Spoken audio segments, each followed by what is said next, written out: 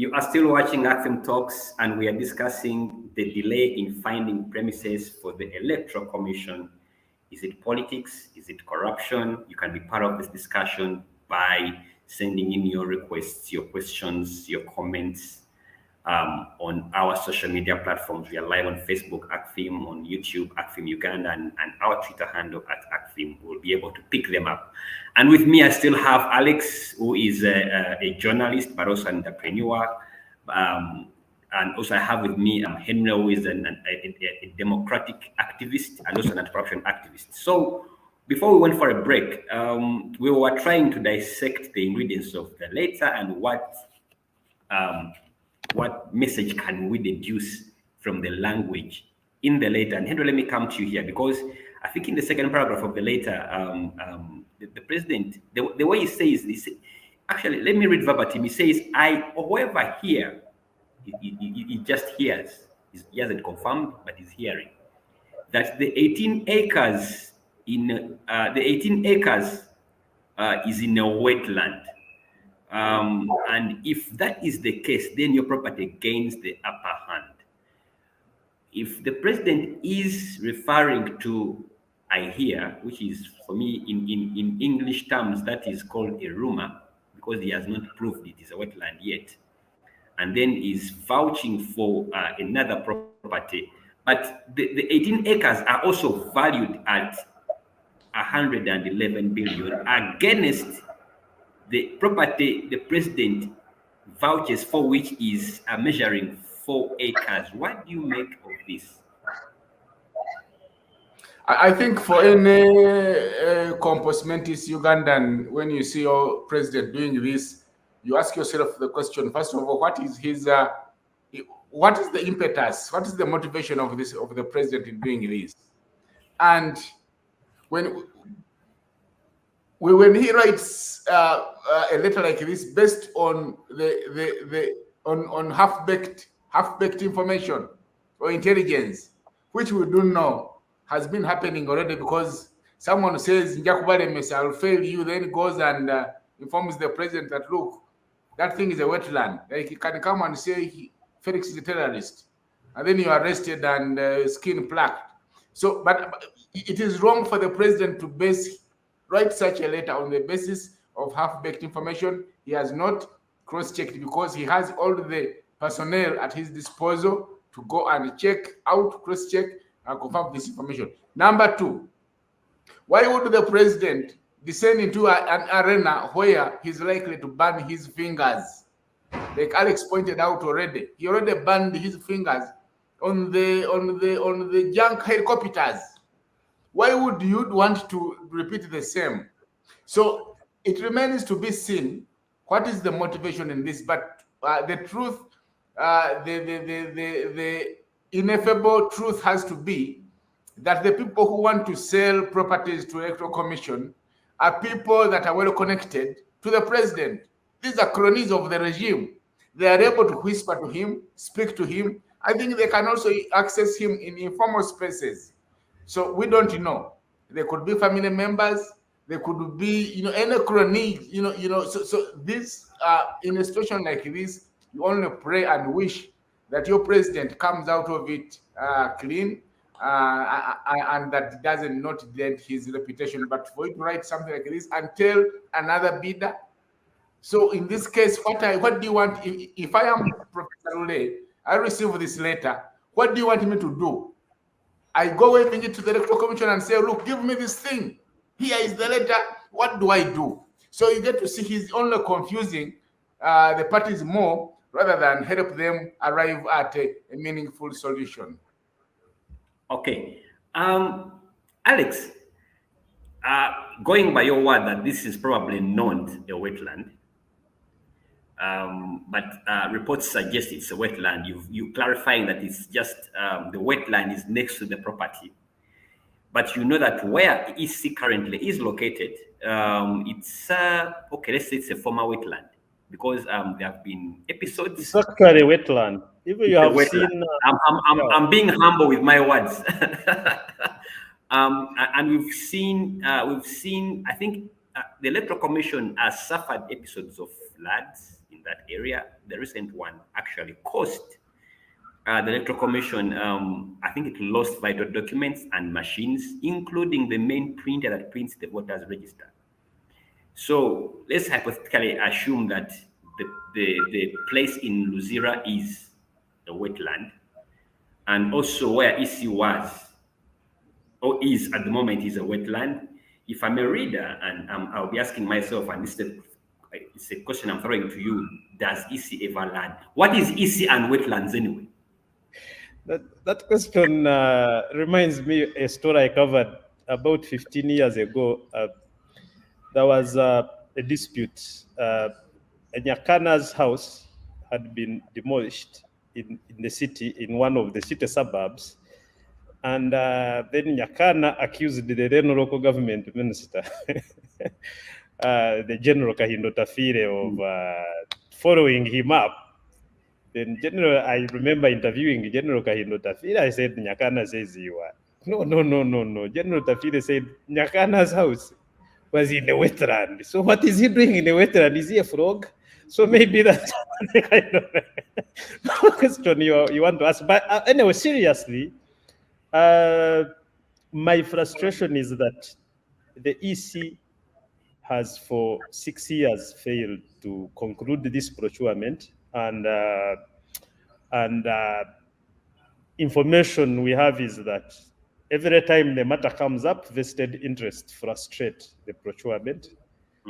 And they have, and you see what has happened. They find themselves in the kinds of politics that they find themselves in. Because if the presidents write a letter to intervene in the procurement, because that is, there has been procedural corruption in the processes, but now that brings in the political angle, and it might actually end badly.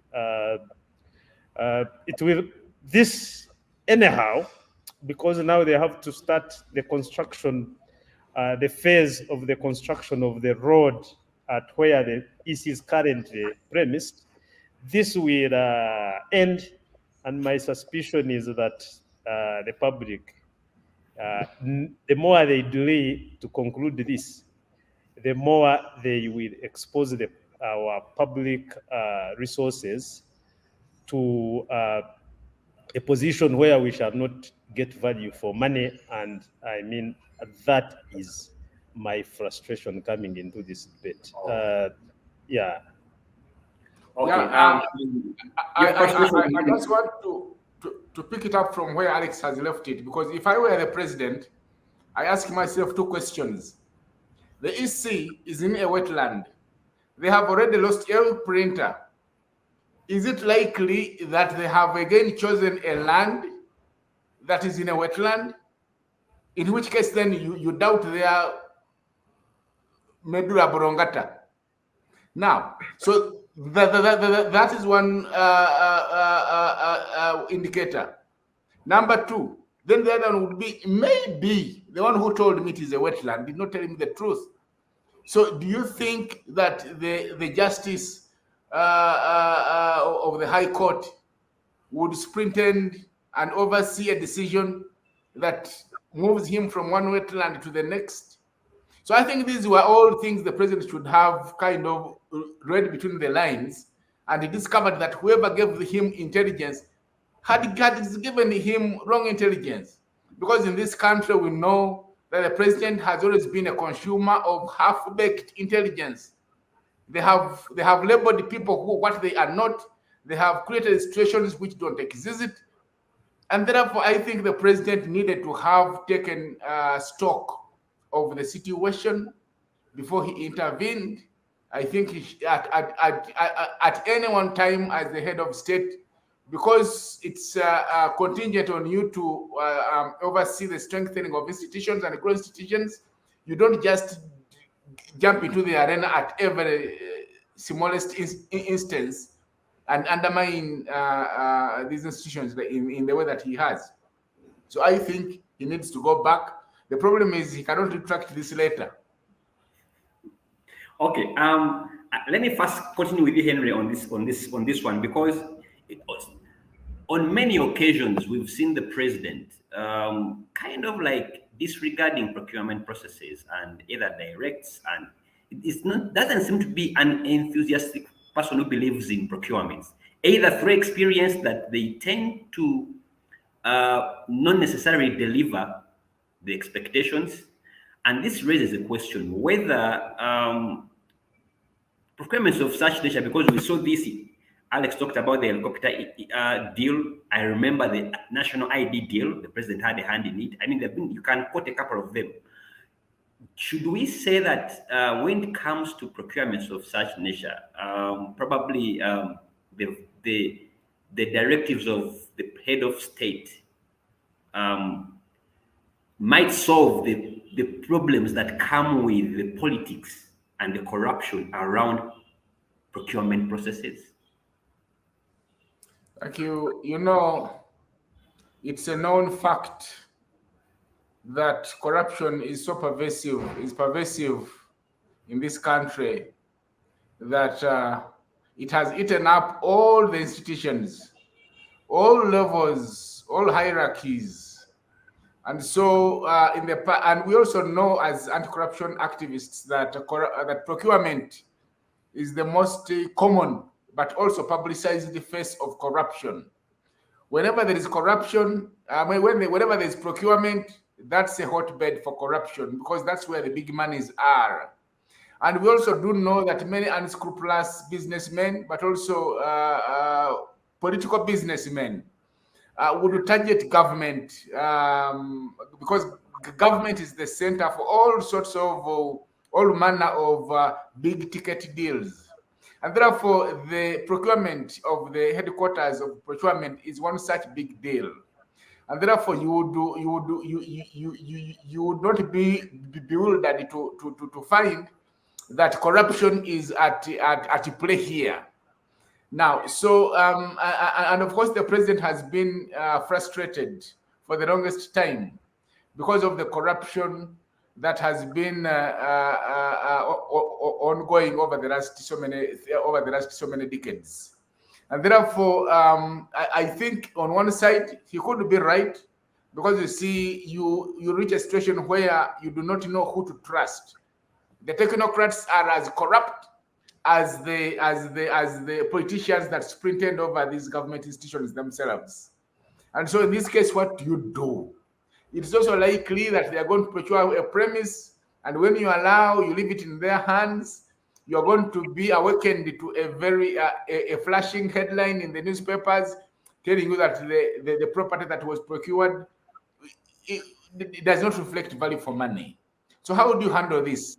So I think it goes back to what the president has to do in terms of ensuring that he expresses political will to fight corruption. But as Betty Kamya will tell you, the new IGG, that political will has remained lacking. And because it is lacking, corruption has continued to blossom and thrive. And because it has done that, it has bedeviled all sorts of procurement. Now, for I would only imagine that whoever is orchestrating or managing the choreographed corruption maneuvers to ensure that they push, they cause a crisis situation, that the deadline for making sure that the EC current premises are demolished nears, that the EC, the government will say, instead of having the EC properties thrown out on the roadside, let's just go with this choice. I think that's what they are doing, trying to cause a crisis from which they will profit by manipulating and making sure that the procurement goes down the path of the one they want to benefit from this one. All right. Interesting. Alex, I needed to add my voice there. You want to add your voice? Please proceed. Yeah, but the context of the president's intervention in these things, I am aware that the Constitution gives him the authority to intervene. But the way he intervenes really is, for me, is wanting, because it does not show, I agree with Henry, it does not show that will to protect processes, to protect institutional integrity. Because now, for example, because I mean, the basis of which intervenes. Now he is writing to a bidder and saying, you can imagine that I think now your property takes an upper hand. And a line coming from a presidential directive. Really, is this the way he should be dealing with this kind of issue? If I was to work for him and I was to be the one who originates this kind of letter, and I think it passes through the legal processes, maybe the president's authority limits him to direct the EC maybe to make sure that this matter is handled within a certain timeline to save public resources and within the process, the right processes and procedures. But now to support either openly or cleverly support one bidder against the other, I think is something that we should all discourage. And for the people who work for the president, they should be able to tell him that this kind of, I don't know if it's open to that kind of advice, that this kind of directive actually worsens the situation because it does not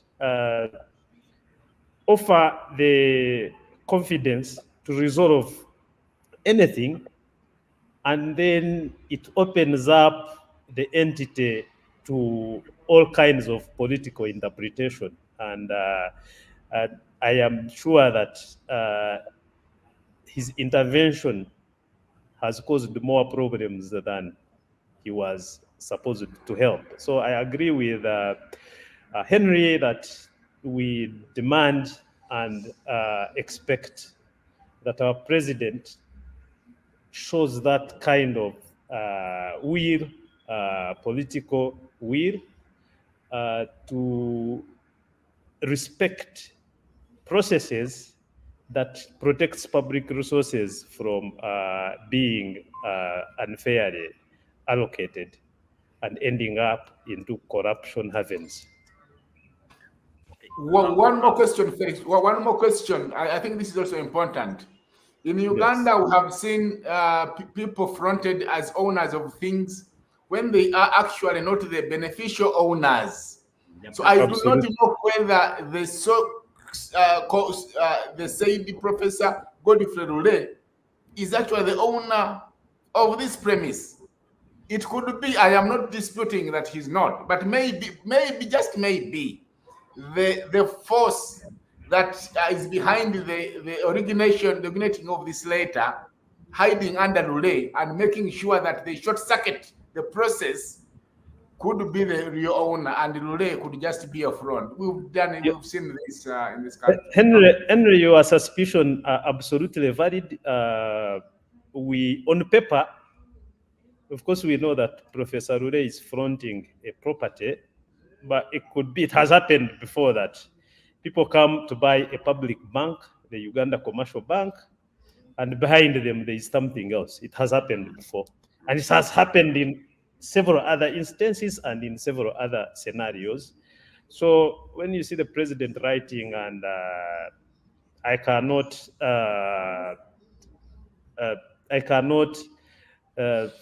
rule out or I cannot discourage public suspicion that maybe the person being fronted really is not the beneficiary of this procurement. So it has happened before, and we can cite 2, 3, 4, 5 examples, and in 4, 5, 6 different scenarios. But the point for me is that these public processes need to be protected from directives, especially from high officers like the president, that actually do not resolve the issues, but actually worsen the issues that are expected to be resolved. Okay, indeed, Uganda is rich with the precedents of when you double-click names presented behind there's something else. we have about 5 minutes to the top of the hour and close this show, which gives me room for one question, basically around the EC. When you look at the way EC is caught up in this politics at play, but also the precedents again when it comes to EC finding itself tainted with corruption scandals. I think even last year, was it last year? I think it was last year when Museveni sacked top officials. I think 2020 sacked top officials citing corruption. When you have such an electoral management body whose integrity is a bit questionable, can Ugandans then comfortably, authoritatively continue to trust electoral commission with given its history and in terms of being the body that can actually deliver free and fair and credible electoral outcomes, free of influence? Can we trust the EC? Let me start with you, Henry. Okay. It is quite abnormal to see a beast that meets an antelope, eats it, then moves on, meets a cob, eats it, and you who is rabbit, then you start consoling yourself that it will not eat you. Because it is a beast, it is a beast. So the Electoral Commission that is riddled with the corruption, you will remember in 2020 when the president sacked those top officials, the excuse he said, the premise upon which I've sacked this is corruption. So if they are corrupt in terms of procurements and other things, how will they now insulate, how would they become angels when it comes to receiving money to alter results or to type different figures? So the corruption, you cannot say corruption is there, but it stops only on procurements. It may also be overlapping into the procurement process, and therefore the image, the integrity of that institution is at stake here. A number of Ugandans are saying, look, with the corruption we are seeing already, so even those that were sitting on the fence in terms of the allegations that the EC receives money or corruptly, alters the electoral results, that kind of comes to be confirmed. And therefore, I think the credibility of that institution becomes wanting. And I think a lot has to be done to restore public trust in that institution. Okay, Alex, to you, does this letter insulate Electoral Commission from the influence of the president just beyond procurement? No. You know the way the EC is supposed to deliver free and fair elections, and it's supposed to be a neutral body. But the way it is constituted has been a contested issue, and that's where, firstly, where the lack of public trust in it comes from. There are people who are contesting elections in different sets of elections, in different coming from different backgrounds, and they do not trust that because the way the EC is constituted, then they are able to deliver on their main mission of delivering free and fair elections. So year in, year out, in terms of the cycle of elections, the EC has been accused. I think as far as 1996, even Semogere, when he lost 1996 elections, because of the way the commission is constituted, he complained about the fairness. And so the EC has been actually accused of acting corruptly in terms of how they deliver, especially the general elections and presidential elections. Now, that lack of public trust from that angle of where they are not able to confidently deliver on their main mission has translated into the operations of the EC, in that the people who are taken there then, having known that the public perception of their credibility is negative, then when a procurement like this one comes up, it is time.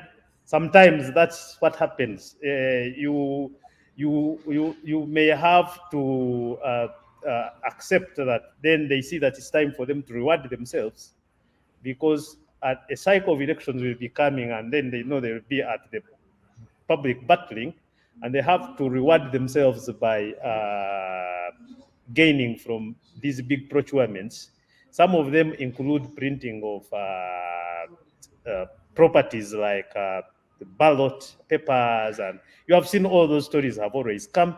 So I am quite sure that coming back to your question, that the public does not believe that an EC that is not able actually in the first place to deliver a confident and trusted free and fair election is able to deliver on a procurement process like this and protect public interest. Thank you so much. There you have it. Can I add something small, Felix? 1 minute. Okay. It is also going. I think we needed to get pressure to bear on the president to convince Ugandans that whereas he's able to intervene into the processes of the Electoral Commission on a smaller matter of procurement, he will be able to refrain himself to intervene in the Electoral Commission processes when it comes to electoral results, because you cannot be a lizard today, a crocodile today, and then become a lizard tomorrow. So if you are behaving like this on procurement and you are intervening like this, what about on the other matter that has higher stakes, the matter of electoral results? We need to be assured on this one. Thank you. Yeah. All right. Thank you so much, Henry. That was Henry Muguzi, the electoral democracy expert and an anti-corruption activist and a researcher. And also we're joined by Alex Traire, who is a journalist with a lot of experience. He's also an entrepreneur, runs the Kampala Report, which is an online newspaper, and also he's also the editorial director for PML Daily. It's been a very interesting discussion. It's good to have you once again. And my name is Felix Afuma, who was the host, and we were discussing delay in finding premises for the Electoral Commission. Is it politics or is it corruption? Till next week, bye-bye, stay safe. God bless. Thank you, Felix, and bye.